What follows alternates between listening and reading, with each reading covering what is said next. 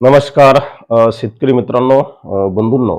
आपण आज 9 ऑगस्ट ते 15 ऑगस्ट पर्यंत राज्यात कुठे पाऊस असेल, कुठे उघडीप असेल, या संदर्भातला अंदाज पाहणार आहोत.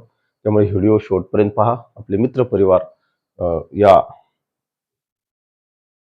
चॅनलला जोडा. मित्रांनो, आपण जर महाराष्ट्रावर जर नजर टाकली, तर महाराष्ट्राचा जो हा अंतर्गत भाग आहे, अगदी खाली सांगली, सातारा, कोल्हापूर जतपर्यंत हा पूर्ण अंतर्गत महाराष्ट्र मित्रांनो खूप दिवसापासून पावसाच्या मोठ्या प्रतीक्षेत आहे.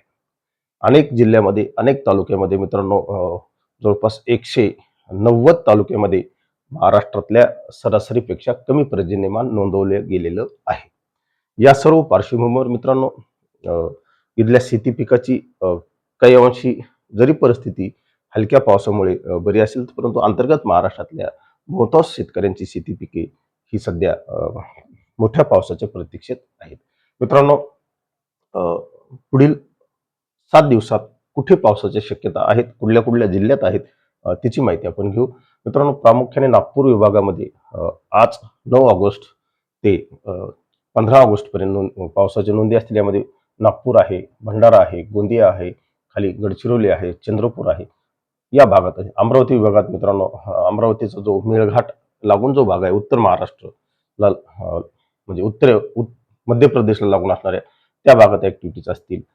मित्रांनो, काही अंशी जळगाव, धुळे, नंदुरबार, या नाशिक उत्तर या पट्ट्यात पावसाच्या ऍक्टिव्हिटीज या 15 ऑगस्ट पर्यंत असतील. या ठिकाणी मित्रांनो जोरदार पावसाच्या शक्यता या 15 ऑगस्ट पर्यंत तयार झालेल्या आहेत. घाटावर मित्रांनो पूर्णपणे पावसाच्या ऍक्टिव्हिटीज असतील. यामध्ये मित्रांनो पालघर आहे, ठाणे आहे, अ, रायगड आहे, रत्नागिरी आहे, खाली सिंधुदुर्गला मित्रांनो पावसाची आजही कमतरता आहे. परंतु मित्रांनो, अंतर्गत महाराष्ट्रात मित्रांनो बहुतांश ठिकाणी पाऊस नाही. नाशिकचा पूर्व भाग, यामध्ये नांदगाव आहे, त्या ठिकाणी नाही. छत्रपती संभाजीनगरला मित्रांनो मी कालच जाऊन आलो. छत्रपती संभाजीनगरमध्ये सुद्धा अद्याप समाधानकारक पाऊस नाही. कुठल्याही जलसाठ्यामध्ये पाणी नाही. मित्रांनो, बुलढाणा जिल्ह्यात मागच्या याच्यात अतिवृष्टी झाली.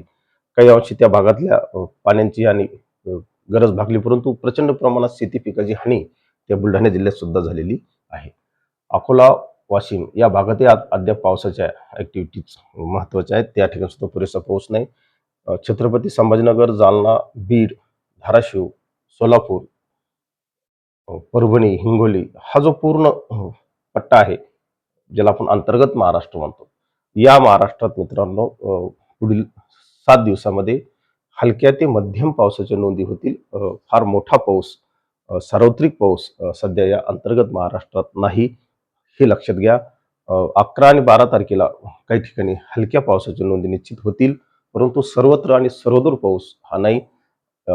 हा अंदाज शेतकऱ्यांनी बांधवांनी लक्षात घ्यावा आणि आपल्या शेती पिकाला जर हलक्या सिंचनाची गरज पडली, तर निश्चित आपलं शेती पिकाचं सिंचन करावं. कारण मित्रांनो, ऑगस्ट महिना हा तसा शेतकऱ्यांसाठी चिंता वाढवणारा आहे. कारण महाराष्ट्रामध्ये या भागात मित्रांनो बहुतांश ऑगस्टमध्ये पावसाच्या मोठ्या ऍक्टिव्हिटीज होण्याची शक्यता कमी आहे. आज रोजी तरी 25 ऑगस्टपर्यंत आपल्याला मोठा पाऊस या भागात दिसत नाही. हा अंदाज आपण लक्षात घ्या मित्रांनो. ऑगस्ट महिना खरं तर पावसाळ्यातल्या मुख्य सीझनमधला एक महत्त्वाचा महिना आहे. जुलै आणि ऑगस्ट यात जुलैमध्ये तरी मित्रांनो थोड्याफार बहुत पावसाच्या नोंदी झाल्या, परंतु ऑगस्टमध्ये पावसाच्या नोंदी होताना आपल्याला दिसत नाहीत. ज्याही होतील त्या हलक्या नोंदीची शक्यता आहे. एवढा अंदाज लक्षात घ्या आणि आपल्या शेती पिकाचं नियोजन करा. एवढंच सांगतो, थांबतो. जय हिंद, जय महाराष्ट्र.